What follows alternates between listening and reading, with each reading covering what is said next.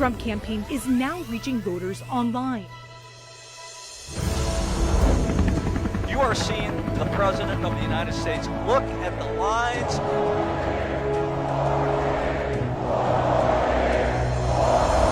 You join our movement. A lot of President Trump supporters here. Greatest movement in the history of our country. President Trump stood up early on and said, let's stop the travel, save a lot of American lives. Coronavirus outbreak has only further exposed Joe Biden's weak leadership towards a communist nation. Because of the system we have, we've been able to ramp up and fight this virus, but that would not be there if Joe Biden were president, because he'd create Medicare for all and destroy the research and innovation that we needed in this time, in this place. How refreshing to have a president who said, this is what I said I was going to do, so I'm going to do it. We need to fight back. We will fight back. We have an opportunity to fight for our freedom. And I can tell you the president was focused, laser focused on pressing back on China. We are one people, one family, and one glorious nation under God.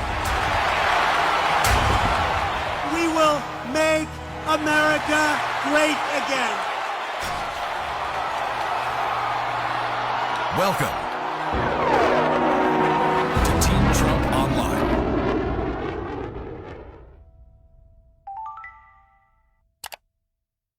If you have a problem figuring out whether you're for me or Trump, and you ain't black, and you ain't black, and you ain't black, and you ain't black. But I tell you, if you have a problem figuring out whether you're for me or Trump, and you ain't black. Take a look at my record, man. When I marched in the civil rights movement, I marched with tens of thousands of others. He had not actually marched during the civil rights movement and kept telling the story anyway. I came out of the civil rights movement. I was one of those guys that sat in and marched and all that stuff. Now, his aides went back to say, look, he was in office marching for the idea. That's not what the word marching means. On Twitter. I was not out marching. If you have a problem figuring out whether you're for me or Trump, then you ain't black. They're going to put you all back in chains. And you ain't black. Poor kids are just as bright and just as talented as white kids. You ain't black. You ain't black. You ain't black. You ain't black. The most racist thing a person could tell me is that I'm supposed to choose something based on my race. You ain't black.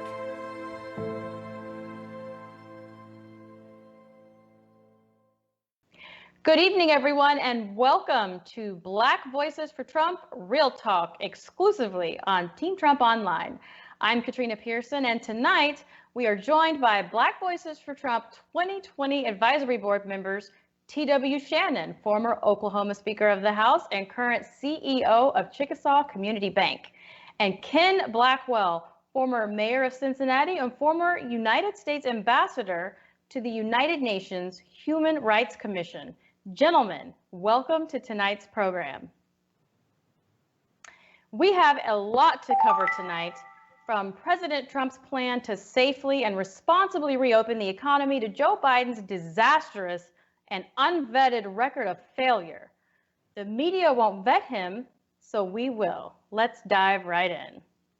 Tonight, we'll begin by recapping Joe Biden's latest dehumanizing comments about black voters yesterday on The Breakfast Club. Listen to this. But I tell you, if you have a problem figuring out whether you're for me or Trump, and you ain't black. So you see, Joe Biden's record has never been vetted. It's quite a perk to being a white liberal in America, coddled by the mainstream media conglomerates, owned by white liberals. It's a powerful position to be in.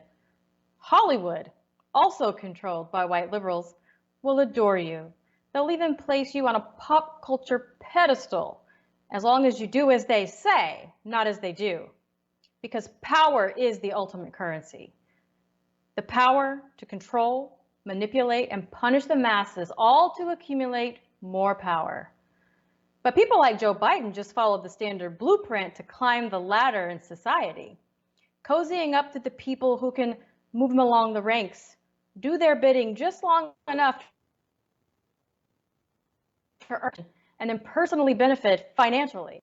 They protect each other, while the average American suffers and our nation is sold off to the highest bidder. The media wants you to believe that Joe Biden is just a jovial guy. Black liberals want you to believe that Joe Biden has always been a friend to African Americans, at least the clean and articulate ones. He even gets a pass for sexual assault allegations by one of his own former staffers. But the truth is, Joe Biden probably is just a jovial guy. When never having worked a real job a day in your life, becoming a multimillionaire while in public office, and his relatives, Joe Biden has never been a friend to African Americans, and you heard that from Kamala Harris. Her comments were not about busing policy. This was about Joe Biden spending his entire career cozying up to the most vile and publicly anti-Black racists to advance his personal career. And this was during one of the most racially sensitive times in our country, a time of darkness for many Black Americans. And it worked. Joe Biden was first elected to the United States Senate in 1972, before I was even born. He was leading the fight early in his career about busing students across school districts so that Black children could benefit from an integrated education. However, in order to prevent their kids from being in the same schools with our kids, Joe Biden sought and obtained the support of Herman Talmadge and James Eastland, racist Southern Democrats who opposed desegregation. He agreed with these men and said so during a speech, quote, "In order to even the score, we must now give the Black man a head start or even hold the white man back. I don't buy that." Delaware, 1975. But don't take my words for it. Here's Joe Biden himself.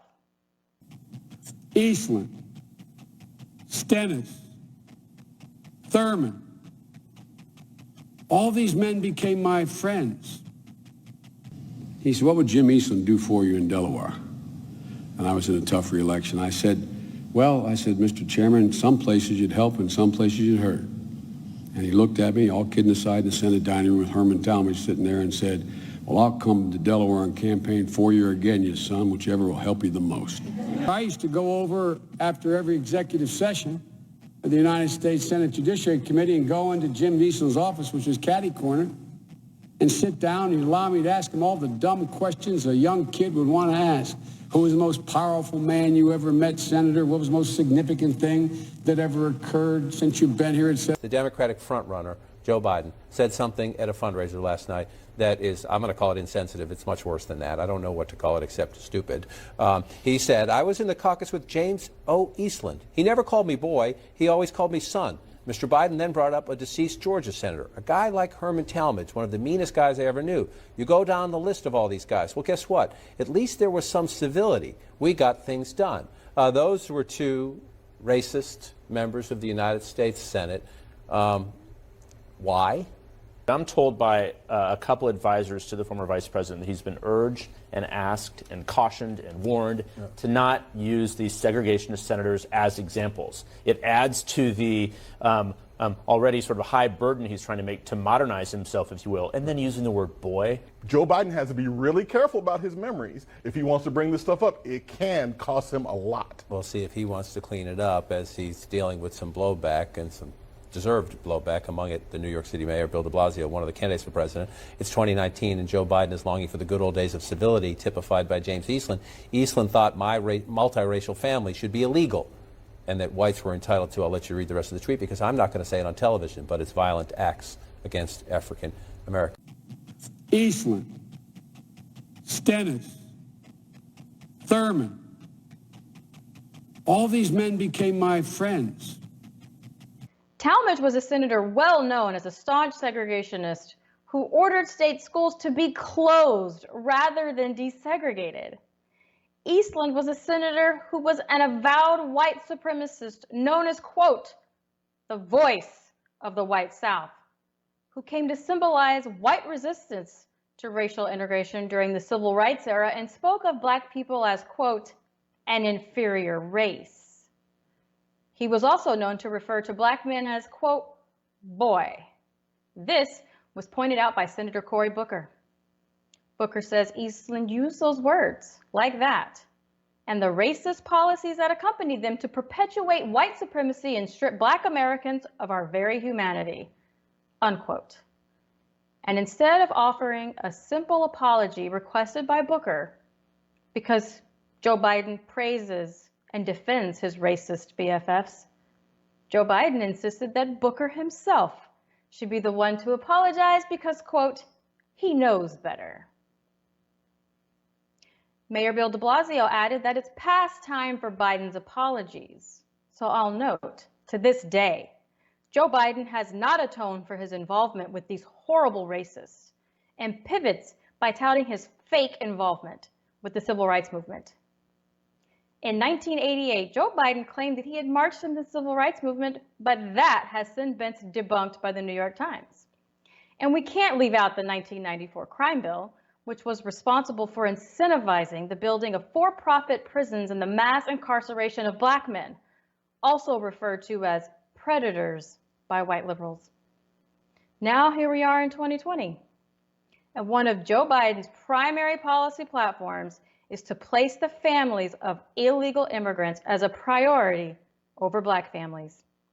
He supports giving free health care to illegals, while you and I will be stuck paying premiums, whether you go see a doctor or not.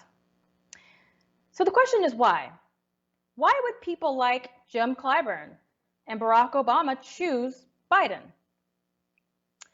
Well, we've gone through the decades and we've only barely touched the surface on why Joe Biden is bad for Black America, but the answer is simple, because it's always the same: power. Barack Obama chose Joe Biden for his perceived foreign policy credentials because he didn't have any credentials of his own. But he must have learned a lot in those 8 years with Joe Biden, because he coaxed him out of his 2016 presidential desires, bypassed his own vice president to lend his support to his Secretary of State instead. Which, if you think about it, I guess Obama ain't Black now either. And even in 2020, Barack Obama refused to support Joe Biden, his own vice president, again, until he was the last man standing. Clearly, President Obama knows something perhaps the rest of us don't. And as for Clyburn, we're all too familiar with the devil's bargain on race issues to maintain power. Black liberals back the winning horse to maintain their scraps because you can't win an election or fundraise if problems are actually solved. I mean, how can a Democrat campaign without victims to exploit? And that, ladies and gentlemen, is why Democrats fear President Trump. He is delivering results. He is solving problems and keeping his promises to Black America by lifting up those underserved communities who have been pushed aside by liberal leadership for decades. And the Democrats' base of power has always been relegated to ghettos. So naturally, the demonization, destruction, and character assassination of those who desire to implement positive change for Black and brown communities is simply a business model, a model that has cost Black America greatly. But generational change has finally arrived. They could not defeat Donald J. Trump in 2016, and now Black America has experienced a leader who fights for them and will continue to put their families first and insist that opportunities to pursue the American dream can be achieved for anyone who strives to reach their full potential, be fully reserved for individuals who enter our country legally. We will no longer allow white liberals to mislead the public about who the real racists are. Joe Biden will be fully vetted. Stay woke, and we'll be right back.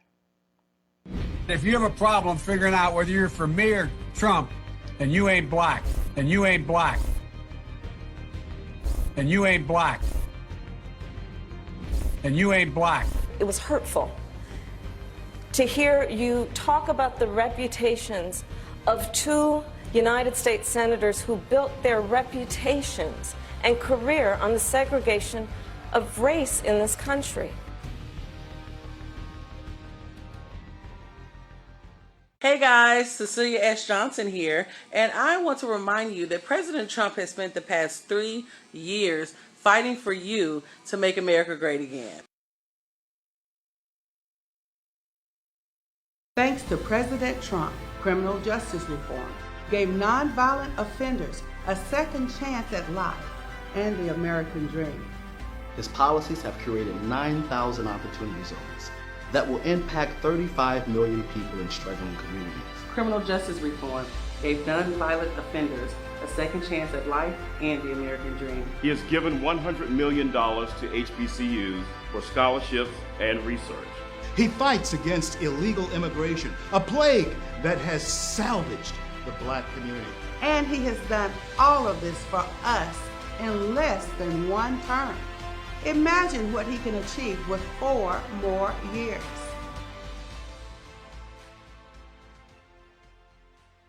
If you have a problem figuring out whether you're for me or Trump and you ain't black, if you have a problem figuring out whether you're for me or Trump and you ain't black, and you ain't black, and you ain't black.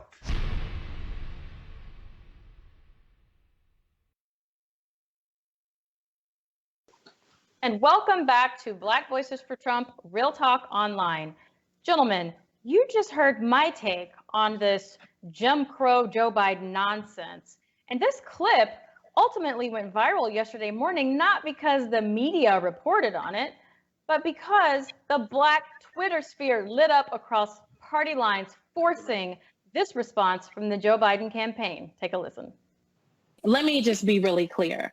In the tweet that I put out, I said that the vice president's comments at the end of that interview, which Ali Vitale definitely alluded to and noted the tone of the interview at the end, were said in jest. But I want to be clear about what he was saying. And what Vice President Biden was saying is he will put his record and his track record up with the African-American community and in the African-American community up against Donald Trump any single day, period. There is no comparison. I shouldn't have been such a wise guy. I shouldn't have been so cavalier in responding to what I thought was, anyway, it was, I don't take it for granted at all. And no one should have to vote for any party based on their race, their religion, their background. There are African Americans who think that Trump is worth voting for. I don't think so. I'm prepared to put my record against his. That was the bottom line, and it was really unfortunate. I shouldn't have been so cavalier. TW, what's your response to the Joe Biden campaign reaction?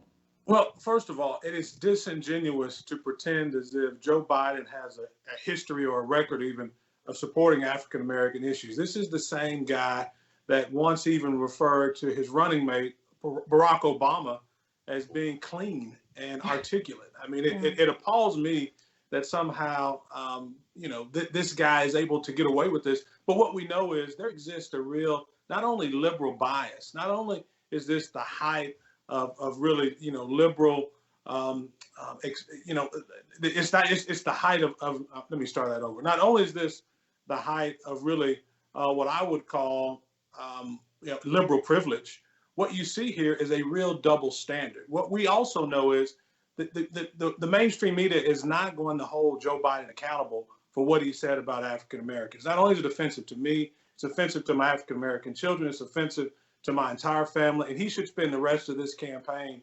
apologizing to our community because what he said was outrageous. Yeah, Ken, what do you think about his campaign's response? Was that even acceptable? I'm reminded of that old comedic line. Don't believe your lying eyes and ears. That's what they're telling Black folks. There's a discernible pattern of disrespect that Biden has exhibited over the years. And we know that respect discovers the dignity of others. And here was Joe Biden basically saying that those who think differently, those who think different than the plantation managers, those who think independently are automatically somehow marginalized. And that's disrespectful. And it won't be forgotten, no matter how much the campaign tries to cover it over. And Ken, wouldn't you agree with this, Katrina? I mean, the real, ironic part of what Joe's comments were is the fact that he was just being honest. He's Right. only displaying and revealing what liberals have always said and what they've always believed is if you're black, you have to vote Democrat, which is just outrageous. It is outrageous, TW. But in that vein, we keep hearing, similar things like his spokesperson just said from many black liberals that, Joe Biden has fought alongside the black community. He's been very involved. He'll put his record up against anybody. But Kamala Harris reminded him how hurtful it was when he spent his career siding with openly racist during his tenure. Remember when she called him out during the primary debate on his busing policy? But look, this was just an unintended moment of transparency, and the only way that they can stop this sort of transparency from happening and the real Joe Biden being revealed is by keeping him in the cave. Well, that seems to be working for him. TW, you mentioned that he wasn't, he was just being himself, and so the first thing I thought when she came out and said, "Oh, this was just in jest," and I think, guys, I think she's right, because I do think it was a joke. Joe Biden thinks that the black vote is a big joke. And he showed that with his disdain when Charlemagne had the audacity to tell him he needed to come back and answer more questions.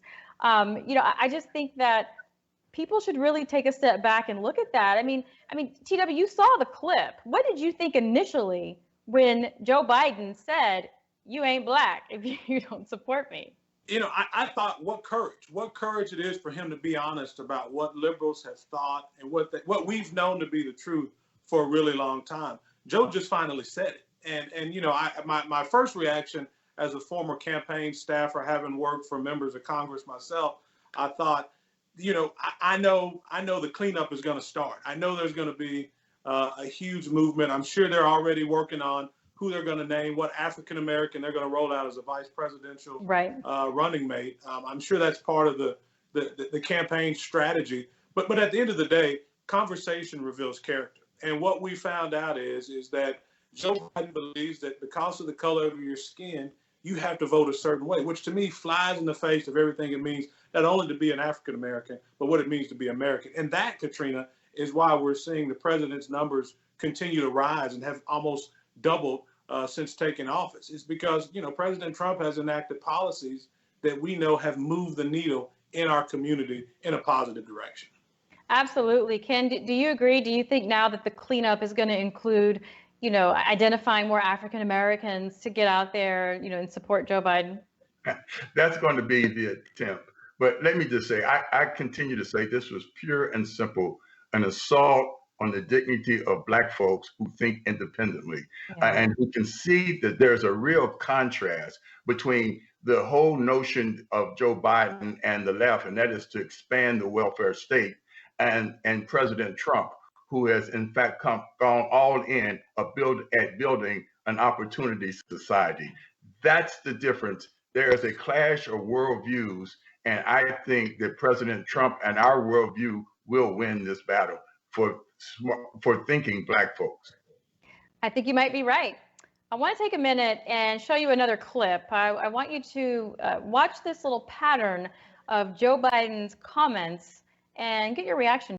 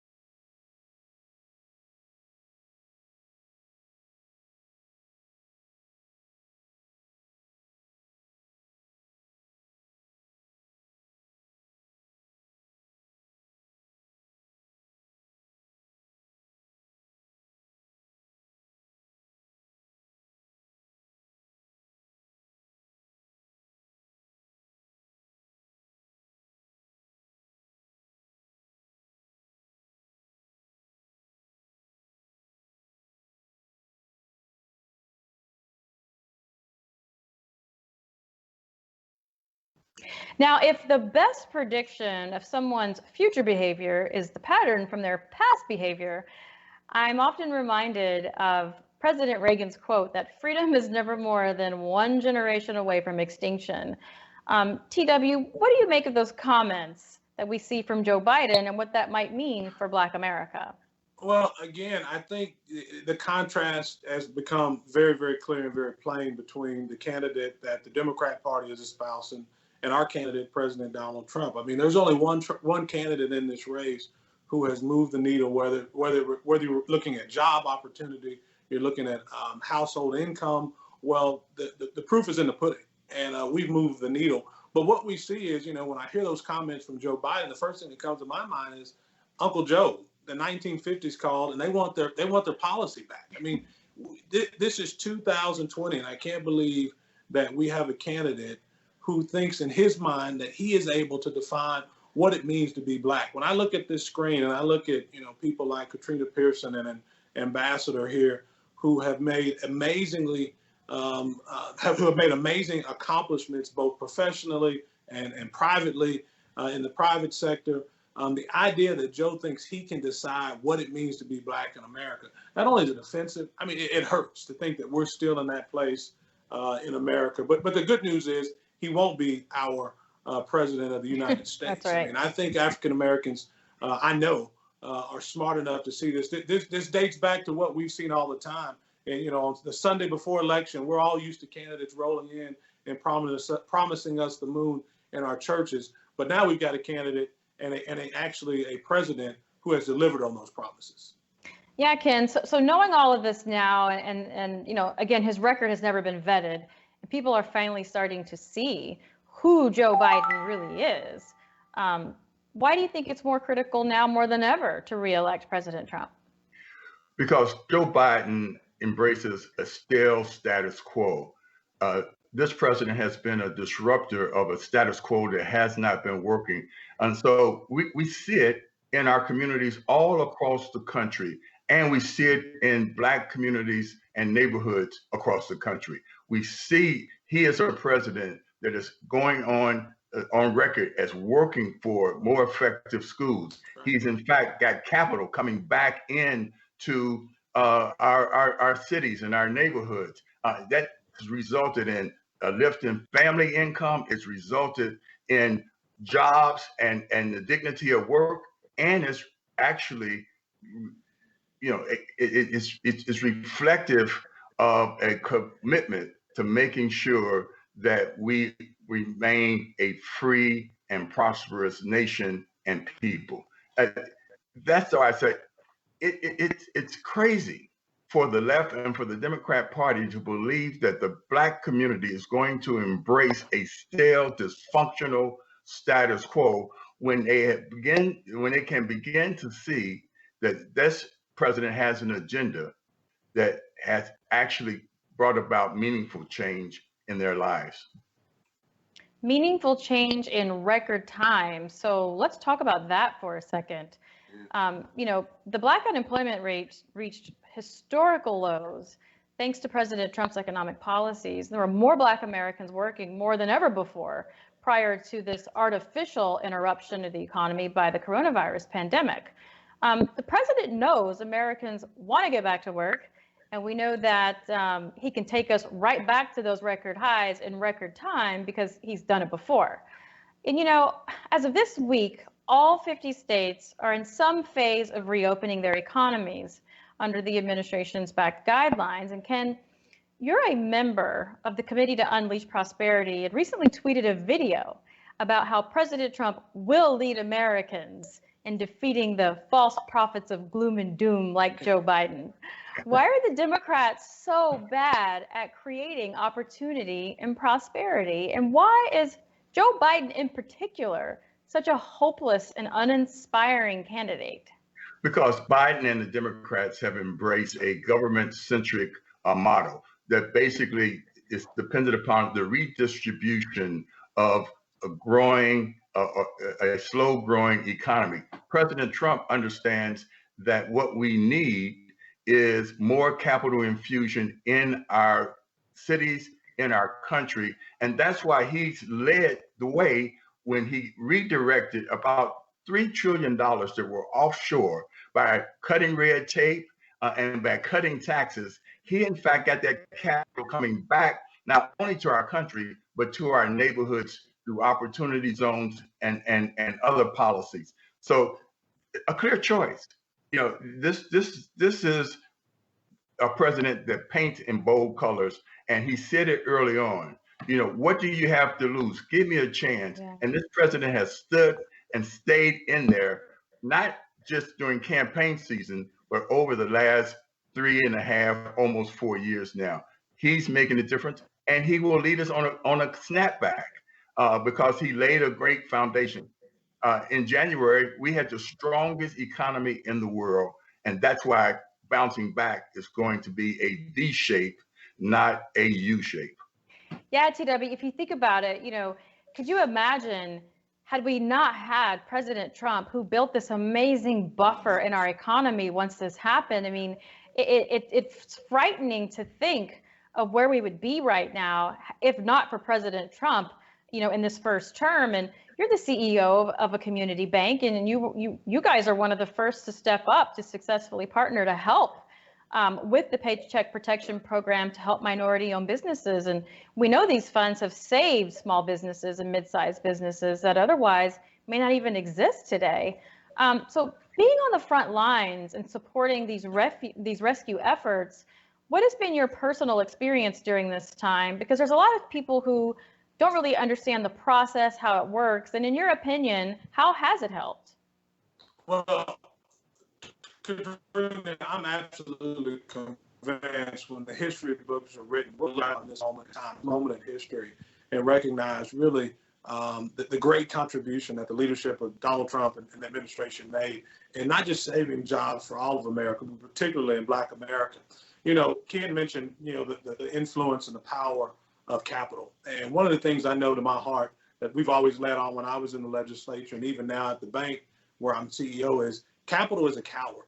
It will not flow to a hostile environment. And so you can have all the capital you want, but until you have a leader like Donald Trump who's moving to cut red tape, to remove regulation, you know, this administration has cut more regulation than any administration in the history of America. And that's why we had the economy, not only the strongest in the world, but the strongest in the history of the world. And so thank God we did, or, you know, no telling where we would be. But to your point about the PPP loans, you know, the small community bank where I lead, you know, 39% of the loans that we did were, 29% of the loans that we did were minority loans. 43% were to women-owned businesses. And so the idea that, you know, this government, this moment in time, we were able to respond because of the leadership of President Trump and this administration, and it made a difference in the lives of people. I know many businesses in Oklahoma that would have closed but for the PPP program, and many of those businesses are starting to open today. And I think it's going to open the eyes of a lot of not just business owners, but many of those workers, a lot of those workers who were not politically active before, who may have had a Democrat leaning, they know who was able to deliver during this time of the pandemic, and it was the Trump administration. You know, you're absolutely right about that. You know, I get emails all the time from people in underserved communities because they can't get their leadership to take action.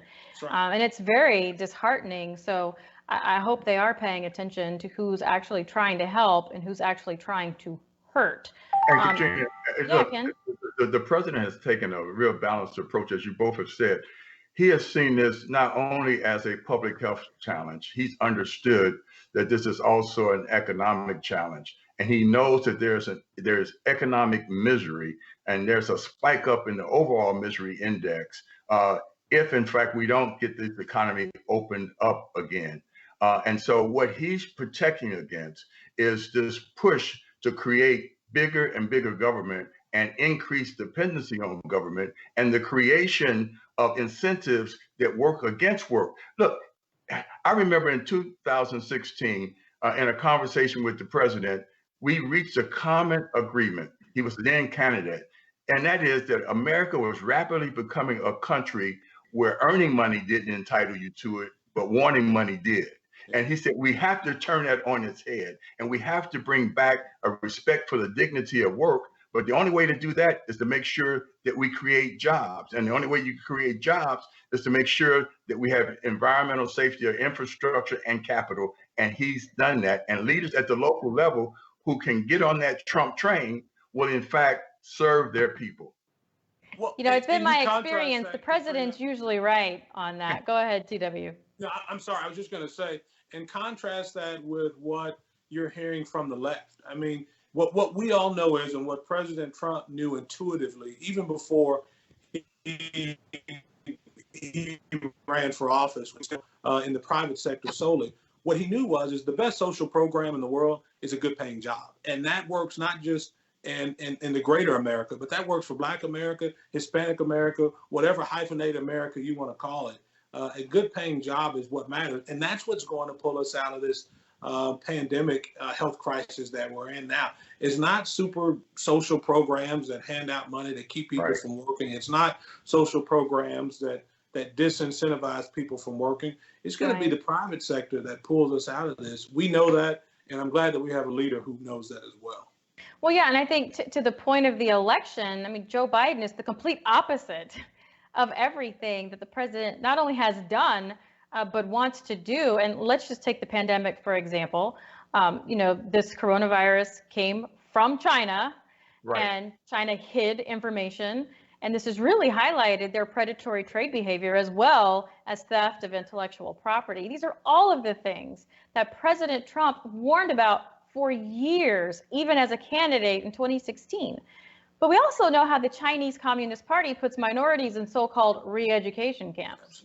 And for some reason, Joe Biden seems to be awfully friendly with China. Ken, what do you make of that as a human rights activist? It's because they both have bought into the big, muscular central government, in our case, federal government model, where, as I said at the beginning of the show, the president has been about creating an opportunity society. That in itself flies in the face of the autocratic communist China regime, who wants to steal our intellectual property, who wants to cheat us on trade deals, who in fact wants to become the superpower, lone superpower in the world.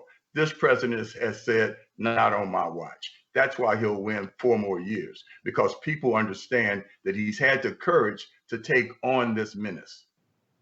And with that, we're going to take a quick commercial break, and we'll be right back with more Black Voices for Trump Real Talk.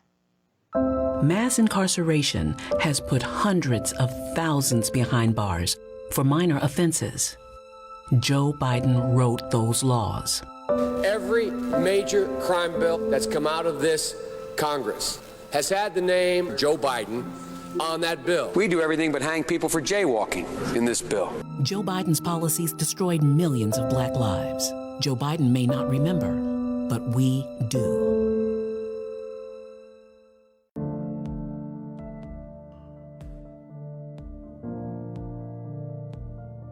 I'm free to hug my family. I'm free to start over. This is the greatest day of my life. My heart is just bursting with gratitude. I want to thank President Donald John Trump. Woo! Thank you, thank you. Thank you. I'm Donald Trump, and I approve this message. People are really looking for something. I think you have to go out and really work hard. You've sort of become like a folk hero. There are no better builders than we have in New York, and a big percentage of that is Black and minority folks, and I'm very proud of it. I say to the African-American people that have to suffer, I'm going to fix it. I'm going to fix it. The Black unemployment rate, the lowest in history. 1.3 million jobs, more than 1.3 million jobs added for African Americans. You talk about the First Step Act, thousands of people released from jail, 90% of them being African American. And I want to thank our incredible president. Funding for historically Black colleges and universities. Opportunity zones, almost 9,000 of those in marginalized areas. This president has done more for African Americans in a matter of 2 to 3 years than any president in my lifetime. I'm Donald Trump, and I approve this message. Welcome back to Black Voices for Trump, Real Talk Online. I'm Katrina Pierson, back with T.W. Shannon and Ken Blackwell. I want to take a moment to play this clip by Harris Faulkner and her powerful words yesterday about Joe Biden's comments, and then I want to get your reactions. Let's watch. I've been fighting against this notion that you're not black enough unless you think a certain way, you vote a certain way, you speak a certain way, you do certain things. My whole life, I grew up military, pretty much neutral along the zone of can we all just get along no matter what we look like. I have biracial daughters, Melissa, you know them. This is more than just a little offensive. It is short-sighted. It is a blind spot for this former vice president. He should have gotten up immediately on whatever venue microphone he had. I would have said it for him immediately right there in the one that he already was in on the Breakfast Club and say, you know what, let me restate that. But, you know, I think this says it better. It is Black Voices for Trump and their statement. I'm just going to read the first couple of sentences. White liberal elitists have continuously dictated which black Americans are allowed to come to the table and have a voice. It is clear now more than ever, following these racist and dehumanizing remarks, that Joe Biden believes black men and women are incapable of being independent or free-thinking. He truly believes that a 77-year-old white man should dictate how black people should behave. Biden has a history of racial condescension, and today he once again proved that a growing number of black Americans, and I have always known Joe Biden does not deserve our votes. That's Katrina Pierson, Trump 2020 senior advisor. You don't have to be any particular race to know when someone puts you down because you're different. So guys, you know, it doesn't really matter if you're a Republican, a Democrat, independent, apolitical. It doesn't matter.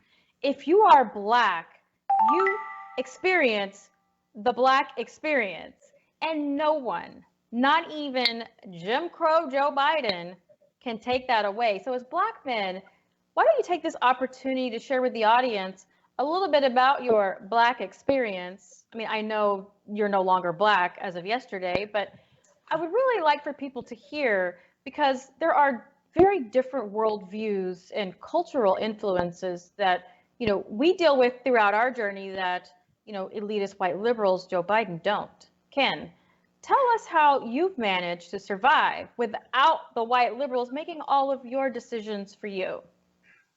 Look, the families are the incubator of liberty. And so I had the privilege of growing up in a strong family.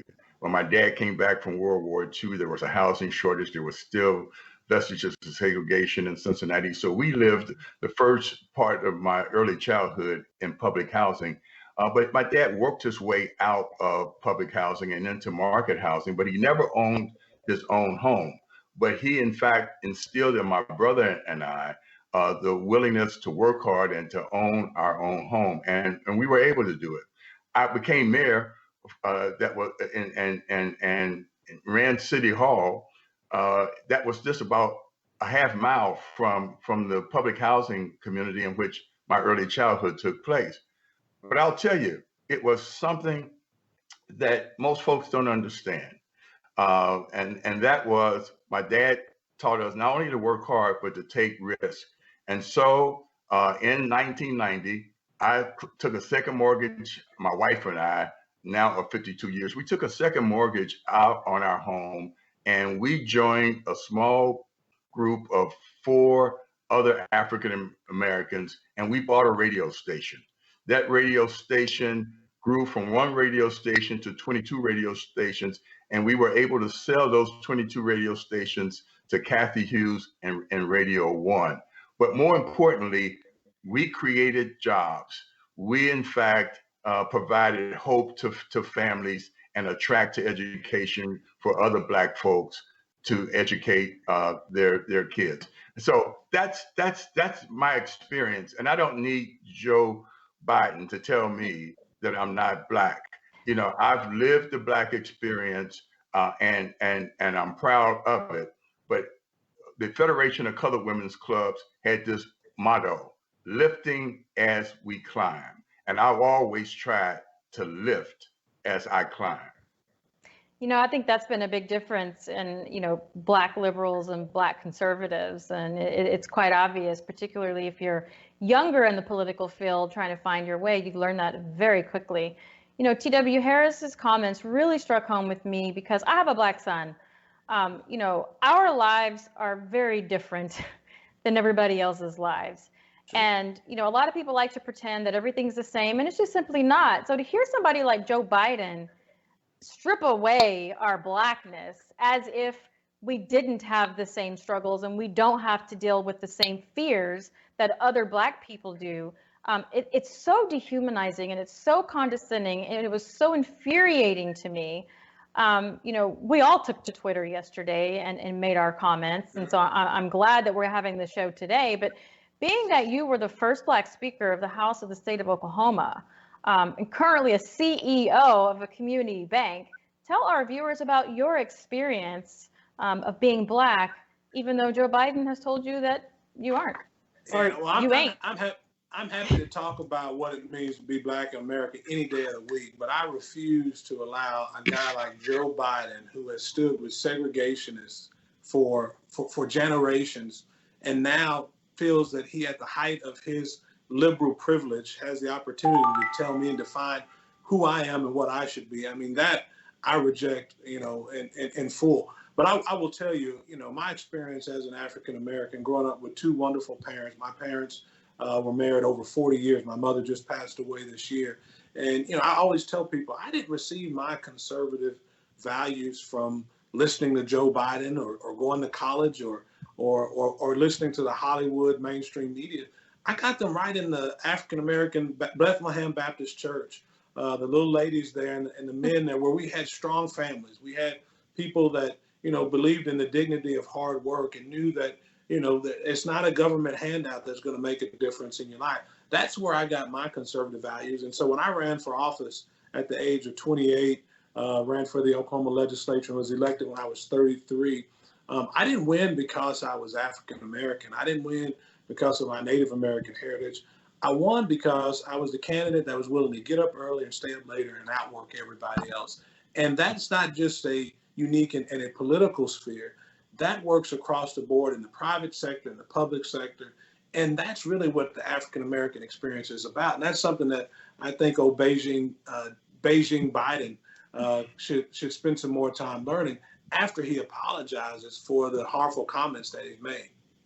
Yeah, we'll see if the media is going to press for that apology, considering how none of his opponents were able to get him to. And so with that, I'd actually like to get your final comments for our viewers this evening. But before we go there, I really want you to know that we are truly in this fight to continue bringing prosperity and opportunity to Black Americans. And here are some ways that you at home can join the fight and get involved. You can download our brand new Trump 2020 campaign app. It's available on Apple and Android. Sign up at armyfortrump.com to join our grassroots efforts by attending trainings, hosting MAGA meetups, and help with phone banking. And as always, text WOKE to 88022 to join the Black Voices for Trump Coalition. And to keep in touch with the Trump campaign, text Trump to 88022 to stay in touch with us. And now, back to our guests for your final comments. Closing remarks, gentlemen. TW, what message would you like to leave with our audience this evening? Well, I would just like to say, as we think about what this next election means in terms of the African-American experience and in our community, I think like never before, we have to have a leader who's willing to speak directly to the issues that affect our community. And yes, racism is alive and well, as demonstrated by the comments of Joe Biden. But the reality is the things that are going to make a difference in the community are strong families and job opportunities. And I always know to the bottom of my core that the greater the freedom, the greater the wealth. And we have to have a candidate who's pushing to expand the bounds of freedom, not just for African Americans, not just for Native Americans or Hispanic Americans, but for all Americans. And I'm so grateful that President Trump has laid out an agenda that we've seen those results. Not only, we're not talking about what ifs and hypotheticals now. We're talking about proven results. And as we work our way out of this pandemic that we've been facing, I know that it's the private sector that's going to lead the charge, but we have to have the right leadership, and President Trump is providing that.